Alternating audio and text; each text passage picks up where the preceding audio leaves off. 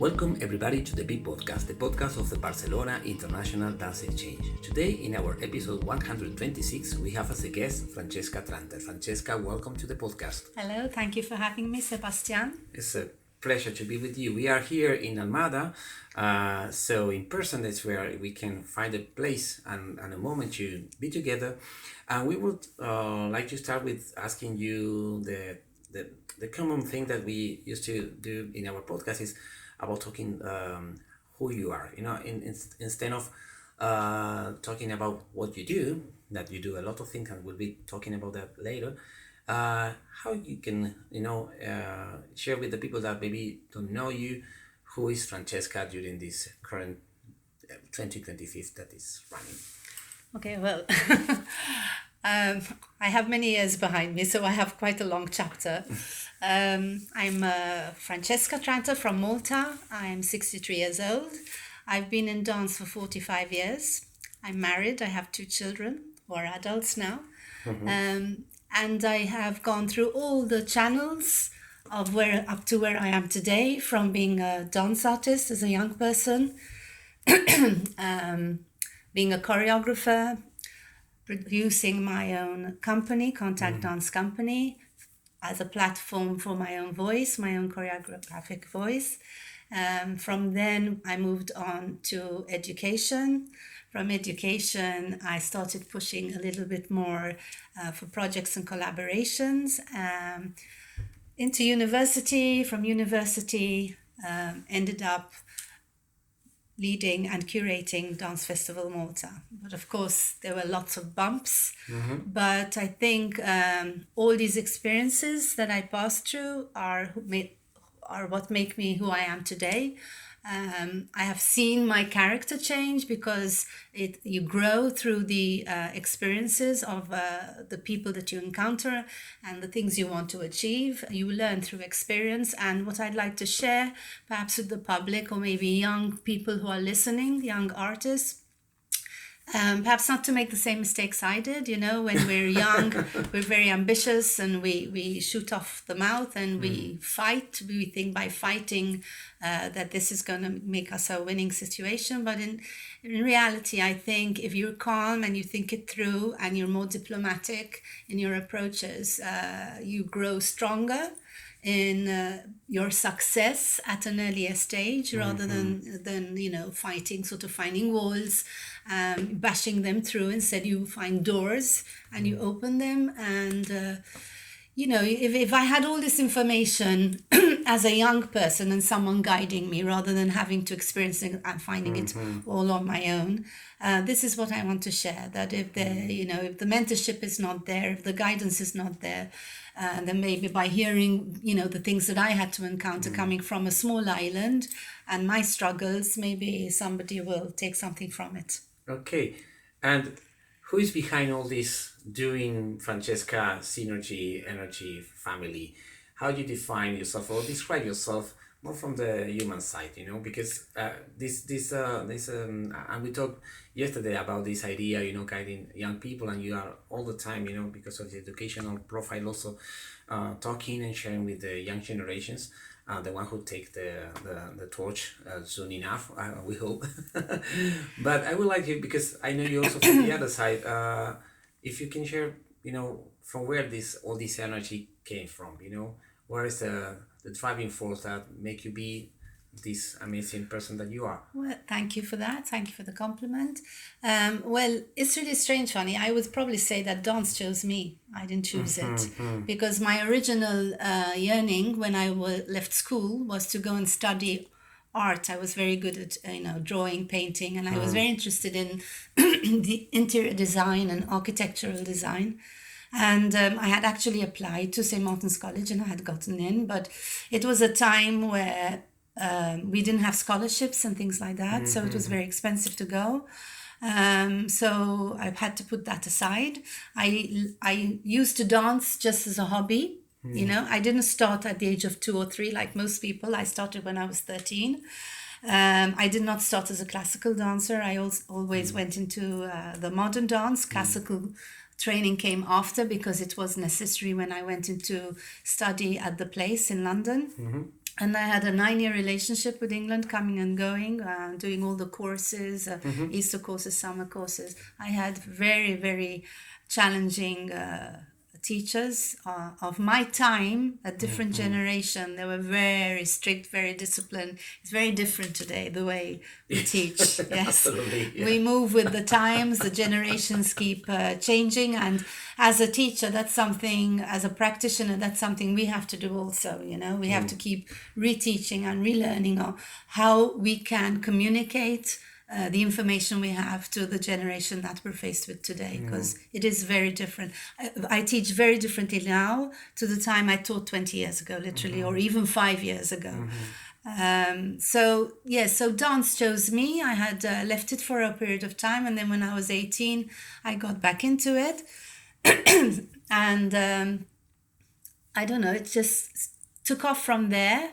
I was training a lot, and then I was in a company with the school, the Tani Vaiana Dance Theatre school that I was working with. From there I became a teacher, and then I was very frustrated because it was a neoclassical company with some contemporary feel, but I was a different mover. I listened to music very differently. I was like I stuck out like a sore thumb in a group of classical dancers. So, but it was a good experience for me, because then I kind of identified a little bit who I am. And then I had some new teachers who came from the outside into Malta and introduced me to some kind of different styles and technique in contemporary dance. And this kind of veered me into that direction. And I established my dance company in 1998, in Contact Dance Company, for this reason. So I can voice my own choreographic expressions and needs. I was very daring, very experimental for my time. In Malta, small island, 20 miles long, population 450,000, 500,000 at the time. Dance was very poorly attended. It was only schools, dance schools that existed, and there were many doing good work, but mostly classically orientated and jazz orientated. So contemporary dance was a very new area in the 70s. And it was an uphill struggle. It wasn't easy. I used to knock on a lot of doors. We were not part of the European Union, so we didn't have funding bodies. I literally used to go and knock on the minister's door to ask for money, and what can I do in return? In fact, for a period of time, I did voluntary work working in a drug rehabilitation center. There I was, a young person, not qualified with skills to really work in this, but I used what I knew in terms of movement and how to approach maybe this area.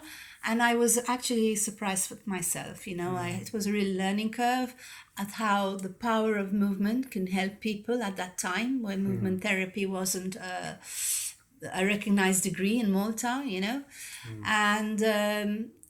And I, in fact, they wanted me to continue there because they were really looking forward to my sessions, my weekly sessions. It was very taxing. I was a female with male prisoners. Because it was behind closed doors. They all had prison sentences, but it was a light, a light sort of space, not criminals that are other things. And they had absolutely no coordination, no focus. And what do we do as dancers? Those are the first elements, our focus, our coordination. They are very strong elements of who we are as movers. So I taught them these things, and they were teaching me. They were teaching me communication skills, and this, like, I was 25 years old, so you can imagine. Yeah. It was a long time ago, but it's a time I never forget, because I took that with me and it remained with me.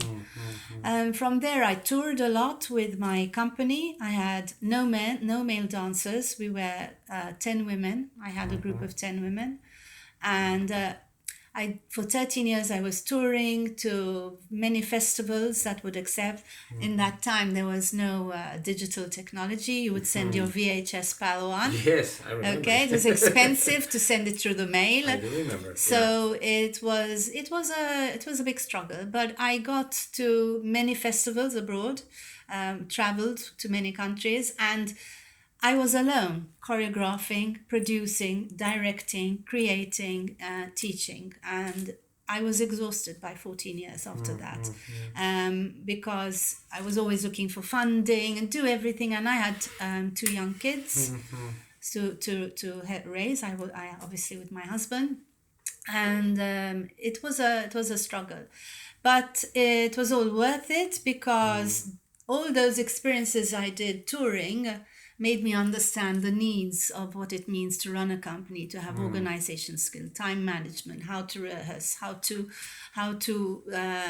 deal with all the logistics, because as creators, we're always very involved and immersed in our creative process, and we get lost in it, and we move away from reality. We're just in that aura of it. And I think these 14 years that I had with my company just gave me different skills. And then I started realizing what a lot of gaps there were at home. In terms of audience building. Nobody really liked contemporary dance because of the strange music, the strange move. They couldn't really understand. It's not like today, they can go into YouTube, they see so many athletic, beautiful dancers, TikTok, Instagram. It's there. There's an understanding that helps, market your product today. But in those times, it was different. It was different to bring the audiences in. I did many big productions. They were successful productions. Obviously, there were some failures as well, but I surrounded myself always with very, very good people in the collaborations. I was very lucky to work with people like Charles Camilleri, who was a very a big composer in Malta and internationally recognized, and I worked with other great people at home. And then Malta became a little bit more accessible when we joined into the European Union. Things opened up. There was funding bodies, there was a structure that was created by the Arts Council. From the Arts Council, then obviously they initiated Festivals Malta, which the festival I runs underneath. So joining the European Union helped open up the island to internationalization in all spheres. But having said this, it was always bothersome to me that all the work I put in, there was always this thing that people thought that dance was a hobby. And I took offense to that because it was my profession, it was my dedication, my vocation. I spent many hours teaching people. Many hours, my life, my whole life, and hours taken away from my time with my family, because obviously we were always rehearsing in the evenings, after work, because we weren't full time and getting paid like a normal salary with all the fringe benefits. When you're a freelancer building, it's like this. So after that, I for many years, I wanted to start a national dance company, and I used to go to the government at the time. And then eventually, a national dance company 10 years ago was launched in, I believe, 2015. The National Dance Company is full time. So there was a recognition, that listen, we have a profession. But actually, I go back a little bit. We started the university degree in 2010, and that kind of triggered the government to say, okay, listen, there's a scope, there's a professional dance degree, let's invest in the future with the National Dance Company. They realized and understood that if we wanted to internationalize ourselves, we needed to have these kind of infrastructures. The dance degree, I had been chasing after the rector for many, many, many years. And one day I got a call. I was very lucky from Father Peter Serracino Anglot. He was a philosopher and a very respected man in Malta. And I was very lucky because he used to follow my work a lot. And he knew how much I wanted to bring this degree to the island. And he phoned me and he said, listen, we've got the funding. Let's start this course. I made introductions to some professors who could write the course. It took 2 years to write the course and then passed through Senate. And in 2010, we started. And we were only 3 teachers. Today, we're a big staff. We're part of the School of Performing Arts in University of Malta, where we have theatre studies and music music department. So it's a nice, solid school, and we offer full-time BA courses in full-time dance studies, and we also have other people who are doing other specific courses like psychology or anthropology who can take us as credit, so we do get a mix. And we offer also masters in studies, either full year or part-time, 2 years, and either research-based or on choreography or something specific they would like to offer with their ideas. And we also have PhDs. So, I'm really proud of the fact that I was part of that process of pushing that forward. The results are there. I've had several cohorts of students. It's what it's taught me also how to be a BIDE practitioner is because students come in with the hope to be dancers, full-time dancers. They have this dream, The reality is that it's not a success story for everybody. So the course is very good to open a lot of doors that you can still be connected to dance, but by doing other things like either movement therapy or working with disability, working with the community, cultural management. But even if they leave dance, they can still join the corporate world because they have been taught the skills to be team players, lateral thinking of how they approach work. That's what choreography is, basically. They know how to organize themselves. They know how to schedule. They know how to budget. So they're learning these things, which if they, at the end of the day, if they're not successful in the performing world or the arts world, they can enter the corporate world. Yeah. Because there is a tendency to think, oh, you're doing a dance degree. It's wider. People think it's not useless, but the reality is not true. They are really coming out as solid, functional artists. Yeah, and sorry to add something about it, because we collaborated with the university before I met you when Malaika Sarko-Thomas was there. Yes. And also because we knew Malaika when she was at the Northampton University in the UK, and we was quite thrilled how these younger dancers who participated during the 2015, 14, this how open and how wide mind they are, and let me ask you, from where you get this energy to do all the things you are doing, because I have to point it out also for the listeners that when you start all this stuff in Malta, nothing was there, And it was not a desert, of course, but it's because it was not a desert, and I was there twice already, but from where you get this energy and this driving force that make you do all the things that you're doing, plus raising kids, you have a super strong family and friendship relationship that is also my way of living, for me more important than relationships, but also you're not just a workaholic, but from where this energy came from? I mean, you need to be super strong with your desires and with your wishes. I wouldn't say that there was nothing before I got going, but there is always dance schools on the island, and they were teaching codified dance, classical dance. Okay, let me rephrase this. It's not nothing. Okay. It's a bit, maybe I didn't say it in the proper way, but you know what I mean. It wasn't like now, at all, because you didn't have a degree. I think what triggers me, first of all, I have a passion and a love for the arts. It kind of, I don't know. It's a thing that I need in my life. I cannot do without it. I mean, when we have summer breaks, after a month I've had enough of holidays. I just want to get back into work. My brain doesn't. My brain doesn't really stop, even when I'm at home. I mean, I'm watching things on TV and picking up conversations. It all adds to the ideas that I get of what I want to do in terms of platforms and collaborations for the future. I try to take what's around me, what's going around me, not only in Malta, but only on the outside. But I think what drove me all these years, I would have to probably say, is that because we were a British colony for so many years, and we inherited that feeling of insecurity that maybe as a local you're never good enough. I can't put it any other way, Yeah. So maybe it could be this drive of always trying to show, listen, I can lead, I can do this, I'm a local. I'm proud. I'm proud Maltese, you know. And I do a lot in the name of like for my country, you know. I want local artists to succeed. It's not about me.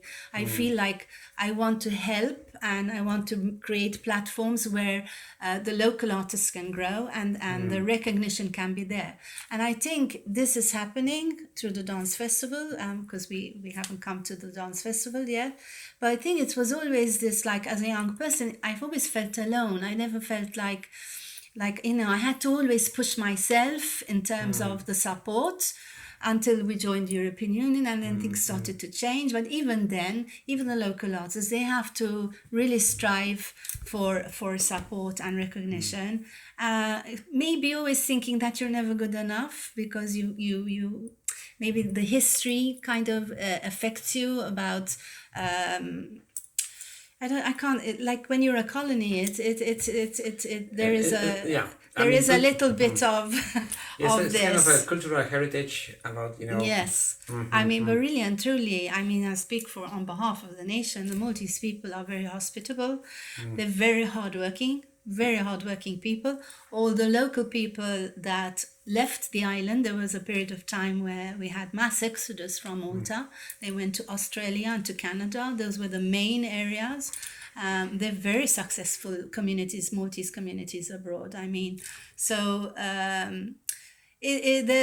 Malta's small. It's always been people have always been trying to conquer it, you know, in a sense, and maybe that historical background about trying to find our voice and who we are and who we are in movement as a nation. I feel, obviously, my roots are Mediterranean. I feel very connected to African countries that border us, and all the Mediterranean countries, you know, that we are connected to as part of an ocean, as part of the sea. But geographically, our textures, our colors, we're very earthbound people. So I always hope that through the degree in Malta, that a voice would emerge from the teachings, like in 20, 30 years time, we would start seeing like a style of work that is connected. But that is going to be hard. And the reason is because we're part of Europe and there's so much influence coming from outside in. So we will blend and we will find our way through that. Being our family is being part of Europe now. That's who we are as a nation. We're not just an island. So the influences of all the dance styles are all embraced now. And my intention is to nurture local artists in choreography. That is what needs to be, because we have a lot of good dancers, but we need to nurture choreographers who need to be more daring with their work and take more risks, and maybe they have great ideas, but I think this is an area which can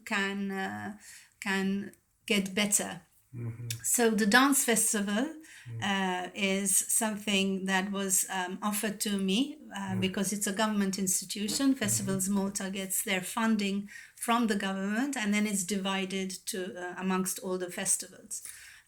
But the headquarters is it's one office team. They're doing a great job, and they work festivals back to back. I mean, they do incredible stuff. And when I always obviously wanted to start a dance festival because I was a pest in that way, always knocking on people's doors. I never give up. When people see me coming, they kind of so watch out, Francesca's coming. But what I did is I attended a lot of seminars at the Arts Council. They offered sort of all these platforms, and I was always there, and I was just saying, listen, we need to start a dance festival. I was, and I still am, since 2014, I curate the dance program of the Malta International Arts Festival. So it started from there, and we brought in very big companies, and I always made it a point that the companies that came would do workshops and master classes, interact with the local artists, not just rig in, leave. But that was it. That was where dance appeared in that festival. And then obviously projects here and there throughout the year that had nothing to do with festival, a concentrated festival. Yeah. So I curated, when they told me, listen, let's start a festival. I curated it during COVID. You know, I started thinking about the structure. And then in 2022 was our first edition. We're going into our 5th year. And I always wanted to do shared builds for the simple reason it's compact for 4 days. And I want to show the audiences in Malta the variety of work that there is. If I have full evenings work, you know, it would take 4 days, not enough time. And we have the culture that we only go and watch performances in the evening. So I wouldn't be able to do programming during the day because no one will come being a summer festival. You understand? So it always had to be something that. So during the day, I create the master classes with all the artists that we invite. It's part of the contract. And in part of the contract, I asked the artists that they need to be here for the duration of the 4 days. They cannot just come and leave. Why? Because for me, one of the most important things is just being every day together, allowing the artists to get to know one another over coffee, over lunch, over supper. The networking happens in a natural environment without having to make an imposed 11 o'clock meeting. Yes. And it's working because when I get a lot of the artists telling me, oh, we've really made new friends. This has been a real positive experience. And I know for a fact that collaborations have started during the festival, you know, that all the artists that come are intermingling and discussing future works, which is a great thing. So bringing, you know, when we talk about cultural diversity, bringing in all these different artists from different parts of the world, I try as much as possible to get people from different parts of the world. Somehow there is a different voice in every single performance, you know. We're all speaking the same language, we're all moving, you know, legs, arms, heads, the whole body. We all train with the same vocabulary, but in a different way, in a different understanding, in a different maybe approach. So they're sharing their methodologies, they're sharing their creative processes. The locals that attend the master classes are really enriching the training. We get pre-professionals and professionals to the classes, and they're always full, and they're so vibrant, and there's so much energy there. And it's really nice to see the artists share their energy. They're very generous. And in the evening, because they would have spent like a sweaty 2 hours together at some point during the day, they get to know each other better. So by the evening, when they're attending the events, because that's another criteria that I enforce in the contract, that they need to attend all the events, because some artists who are always busy all year round creating their own work, they actually don't go and see any other performances. But it's so important even for them to see each other's performances. Yeah, what happens? And I think the icing on the cake is the small 40 minutes after the end of the evening, where we have what we call a post-performance conversation. And we have our mediators who lead the conversation. And my brief to the mediators always keep it simple. We want the audience to feel comfortable. We don't want too much philosophy to get lost in translation, and let the artists just speak a little bit about who they are. And Paula this year did it, and she did a fantastic job. And we were very excited with the feedback because the audiences actually stayed. So the fact that they are staying longer after sitting for an hour and 15 minutes.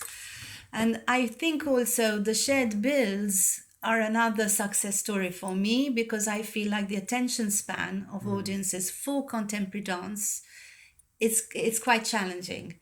Especially after COVID, I find the attention span of getting people back into the theatre with dance has been a challenge. But the feedback I've been getting from the majority of the people, so we really like this, that we get to see 4 different works in one night, and we get to see 4 different cultures in one night, you know. So I will keep the style of the festival in this way. I have a vision to now try to take more risks in cross-disciplinary work. Like this year we had people working with puppets, we had people working more with like video mapping and digital technology. Live music was more, but of course these things come at a cost. Yeah. And my budget remains the same. Artistic excellence has reached, but my budget remains the same, and everything is getting more expensive, because we pay for all the venues.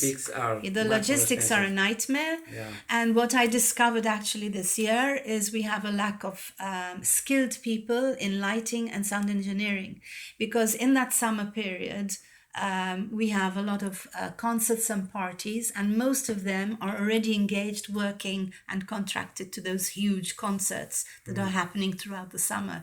So I'm trying to bring forward like more of the shadowing, maybe young people who are interested in engineering and lighting to work with the festival.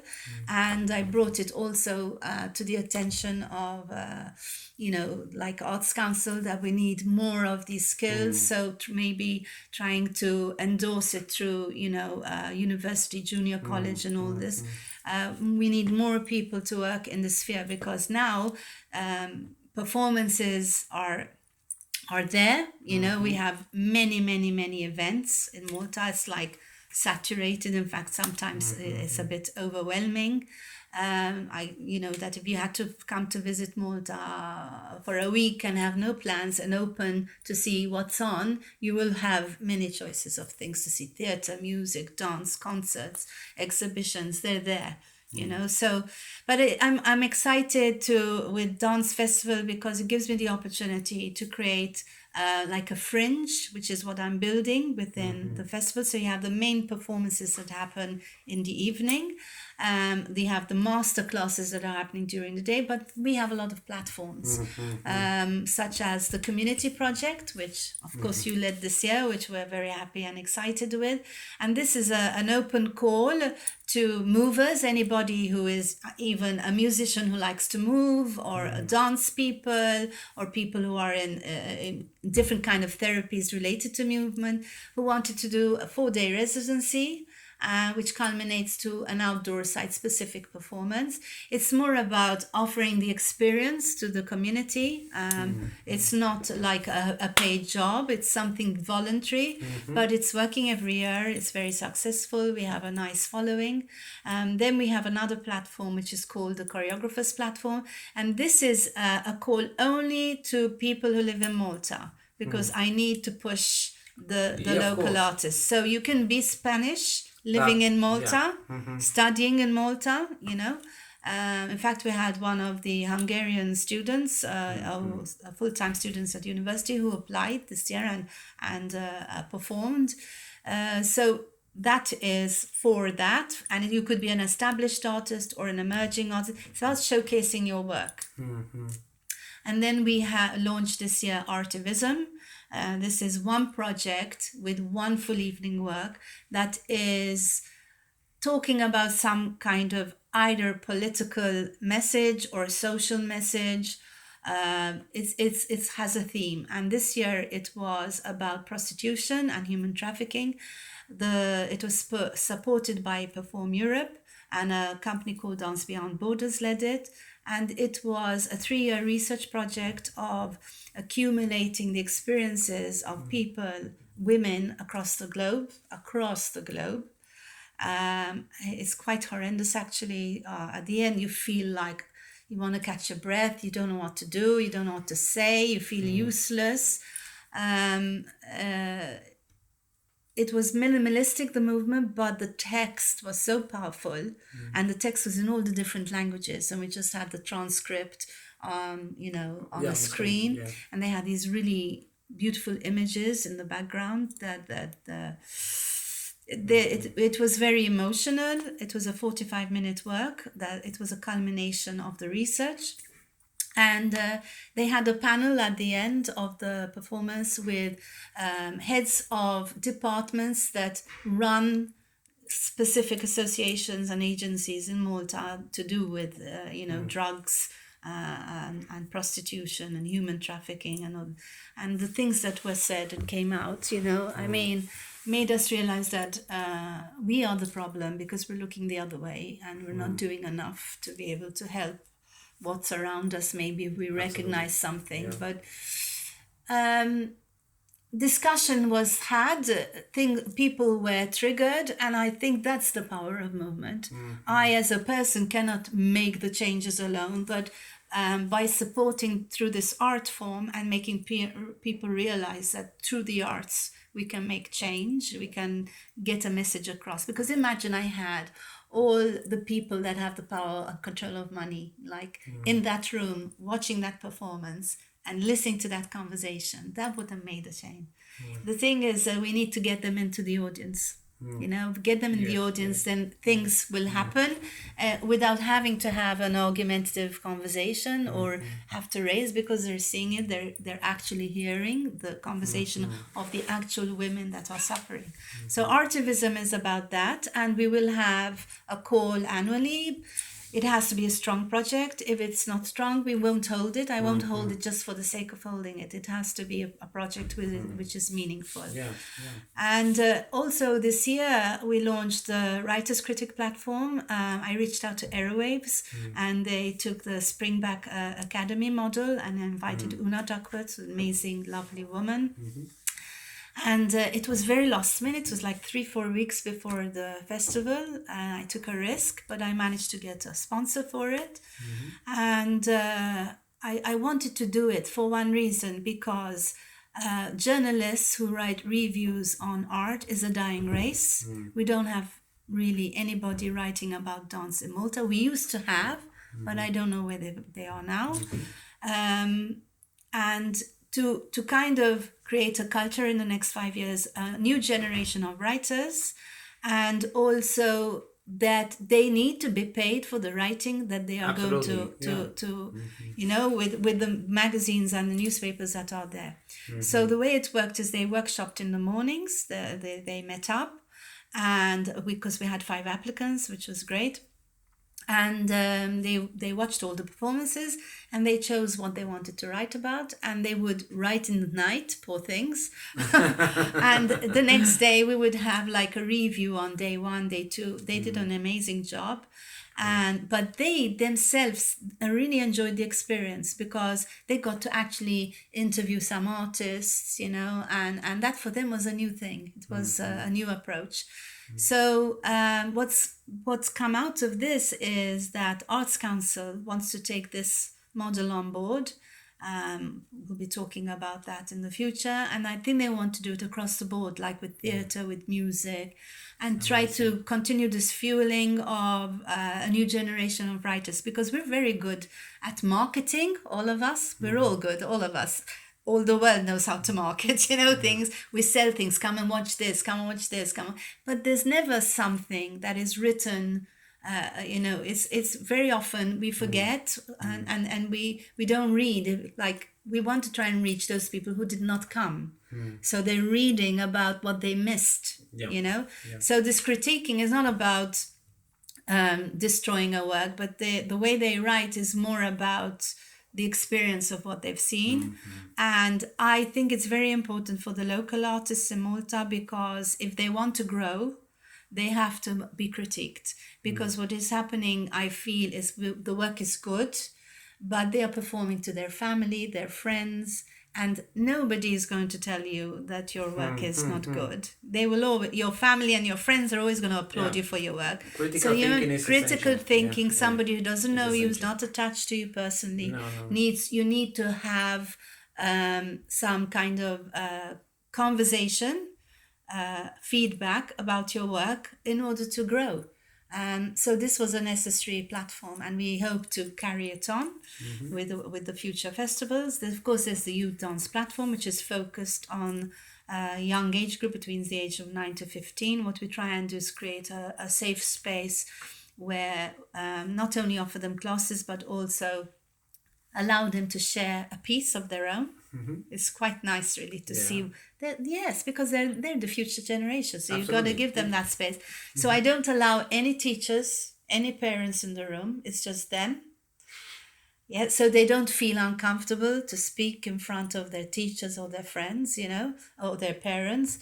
So they are with other schools that they've never met, that they don't train with. So they're meeting other children their age from different schools, from the north, Yeah. south, east, and west. And they get perspective. They from get a this. different perspective, Yeah. and we have a mediator. And Paula was very good, and she asked the right questions. With when you're smiling at students and you're making them feel comfortable, and it's we record the things they say. We don't share them on the outside, but it's for us, for our data, to understand the thinking of the young generation of those ages.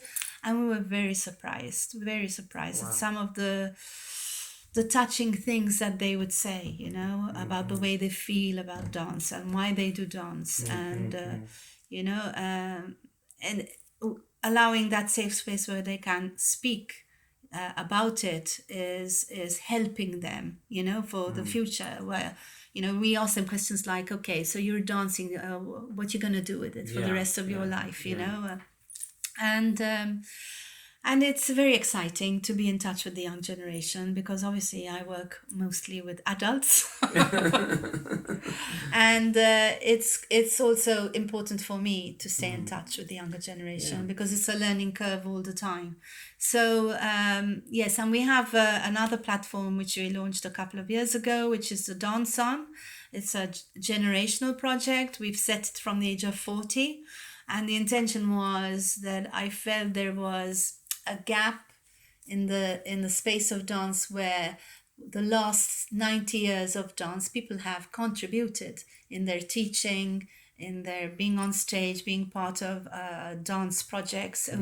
They had a tendency to leave it once they have a family and children, and they let it go, and they don't feel like dance can be a part of their life, even to the extent that they don't even attend performances. I couldn't understand that. I wanted to bring them back. And one day I was always fermenting on this idea. And one day I was sitting at a party, at a dinner with a friend who was a choreographer, and I was explaining to him about, my dilemma, and he told me, let's do it. I told him, now 3 weeks, 4 weeks, we have the festival in 4 weeks out. He said, let's do it, he said. I told him, but I can't make a public call. I told him, will you lead it? He said, yes, I'll do it. And I said, okay. I said, and that day I sent out 50 emails to past colleagues, past friends who danced with me, my teachers, and I got 30 yeses, literally 30 yeses. And this is the one that happened last year, This happened. We did it this year, and it happened last year. We launched but the one it. that Yes, it was the first one. Just like 4 weeks before the festival. Yes. Wow, and everybody say yes. Yes, Both of them. and I let Justin Barker, who is a great artist. He's British, but he's been living in Malta practically all his adult life. He's made a life there. He has a school, a big school. He teaches many people, and he's done many projects. And he was a dear friend, and we danced together in our youth. And I trusted him completely, because he's a people person. And for this kind of project, you need to be somebody who is going to be able to manage an 8-year-old person, a 60-year-old person. So yes, there were aches and pains. There was lots of laughter, lots of crying, very emotional, but the springboard it created of energy, it energized them. They started going to this class once a week. Then after that, they still do, and some of them joined the project of this year of 2025, which was another success. And they were asking me, when's the next one? That's amazing. So it's a project that was needed, and mostly for the audiences to understand the importance of the aging body. We're all heading in the same direction. I am in that bracket, but I still move, I still dance. I can't imagine a life without movement. And I think they've recognized their own need, because it kind of opened Pandora's box about how much they missed it. So then now it's become a part of their life. They are also our new audiences, because they're coming back to the theatre and supporting things. It's kind of like a chain reaction. And I've noticed even other schools in their like anniversaries and celebrations, they've done something with their older dancers, and so it's really triggered a lot of things. So I'm really happy about that. And I wanted also the working world to wake up and understand, listen, you don't put us to pasture when we reach pension age. You use our brain, our knowledge for your own benefit, you know. There is this tendency that when you get older, you kind of put aside. It's a terrible culture.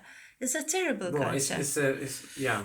Because I mean, I'm sorry, it's part of our Western heritage, because in the East is totally different. Yes, you're so right. You're so right. They really respect their elders. Absolutely. And they listen to their knowledge. And I feel we need to do the same. And it's not only in dance. I think it's in all spheres. No, in general. It's all spheres, or even in the corporate world. You know, it's true you have to make space for the younger ones to step in. But I think keeping certain people as counsel and to keep giving solid advice is very, very important. So yes, hopefully they will allow me to continue to project my vision in bringing beautiful artists from all over the world to share their art with our country. It's also because in summer we have the tourist season, we get lots of tourists as well, so it's nice that people who leave are taking that experience with them. And obviously now we are looking forward to this new fantastic big huge project that our Festivals Malta are working on, which is a cultural hub. It's a much needed hub. They are taking it to an area of Malta which is a bit ugly, derelict, and they're going to revive the entire place. And there's a lot of money backing it. They're going to create spaces for music, for theatre, for all arts, all art forms. It will take about 4 years. That's their target. I think they have to be ready in 4 years, and they're going to do a multidisciplinary performance space, which will open with a rooftop, and the architecture is incredible. And I'm very excited, to see it happen. I'll be part of it also. Yeah. And there's going to be spaces for artists to rent, because there's a big problem with young artists who have no money, want to create work and don't have the space. But there are schools that can offer spaces, but they're at a cost. Yeah. And they will be able to work within this cultural hub because it's obviously government subsidized, and Festivals Malta are really going to invest in this in a big way. Yes, and I don't know what the future holds. I want to have more collaborations and continue developing exchanges and network, and maybe even go to places that yet I have not visited in terms of festivals. Like I haven't been to Asia yet as a festival on holiday, yes, but not with the festivals. And to keep my doors open, anybody who wants to communicate with Malta and the festival and has some ideas they want to put forward, this would be great. To be connected with all the networks that there are and not get lost in paperwork, and I feel like sometimes we need to do more action, more active. More active than you. I can't imagine somebody who can hold all those things that you are sharing. Actually, you touch most of the questions that I was preparing, but it's okay. Sorry, I've been talking too much. No, come on, no. That's amazing. And of course, I have to just mention that please. I have a very supportive family in all of this. This is what my next question. Don't read my mind, please. So when and just to closing this amazing sharing, when you go back home, you close the door. So no dancer, no Maltese, blah blah blah. So it's just you, your husband, or whatever. What do you feel that all the things that you already share with us, that is a lot and it's amazing, gives you back? When you just rest, and relax. What is the first feeling that you say, oh, can be a breath also, you know, or can Well, be I a do feeling. normal things like normal people. I'm a television buff. No, no, but You I know? but what do you think that all these or what do you feel more exactly that all these activities, actions, interactions, and curiosity and energy that you have, uh, what do you feel that dance give back to you? You know. I think it's in the may probably through the messages I get from colleagues and past students. Mm. I even have students of 40 years ago who still write to me and connect with me and ask me questions. And even the students I teach, they are, and I follow the ones that have left and are doing whatever they're doing. I stay in touch, and they often come back to me for advice and questions. So I think it's that enriches my thinking of like achievements. It's not about personal achievements, but mostly maybe how you've affected everybody else around you. You know what I mean? I think it's more important to receive, like it's like an affirmation, Yeah. like, listen, you helped me, and thank you for this, and you've guided me in the right direction, and I didn't know this existed. So these are the embracements I feel. Of course, when you do a project and a collaboration and it's successful and your audience are applauding, I mean, that is a wonderful feeling and experience. I remember the last project, big project I did. I choreograph still, did small projects here and there, but as a company, I had a piece called Diaspora, and it was just beginning to export before COVID, and then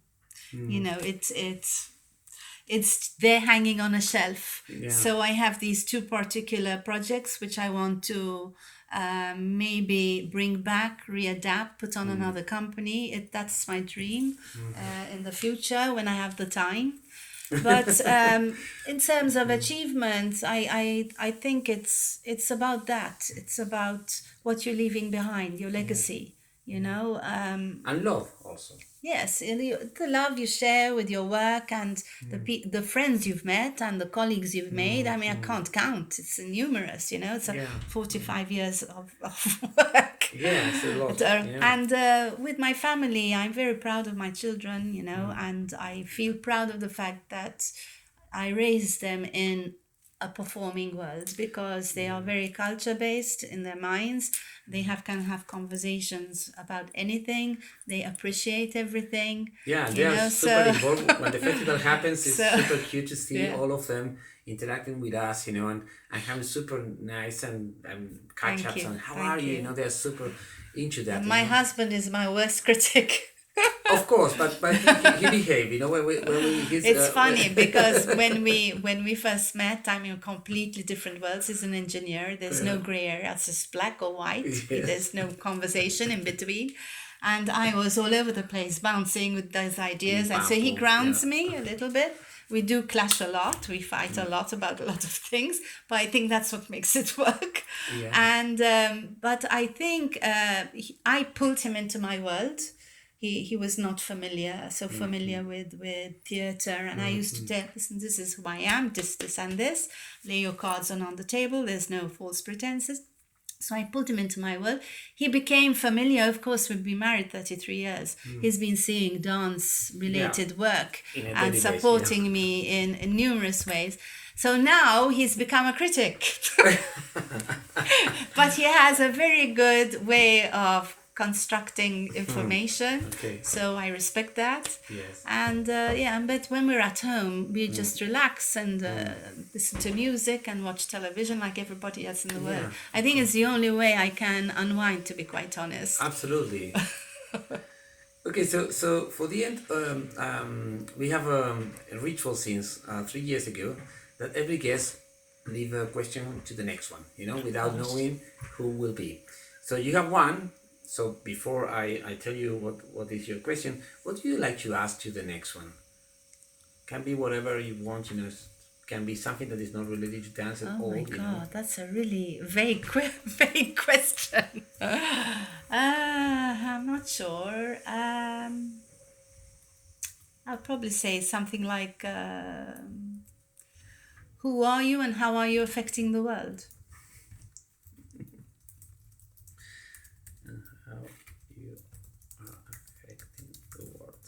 great question. So you have a question from Pablo San Salvador. He lives between home and Barcelona. And your question is, what you are happy to suffer for? Oh my God, I think I've been doing that all my life. I would probably say I've suffered for dance in more ways than one. What else? Both with my body and my brain and my personal life and my financial pocket. Okay. Clear question. Clear answer, sorry. And for the end, how you like to tackle this conversation? What would be the title for you of this sharing? For this particular conversation, I mean, it's a kind of like a dance journey, right? I mean, yes, that's what it is. It's it could be. I mean, I am. My research is about the chronological order of how contemporary dance evolved from the 1970s to the present day. And I'm collating all the information, and maybe one day when I'm rested and I have the space in my head, I would like to do it like a book. I don't really want to do it like an academic book because I would want people to read it.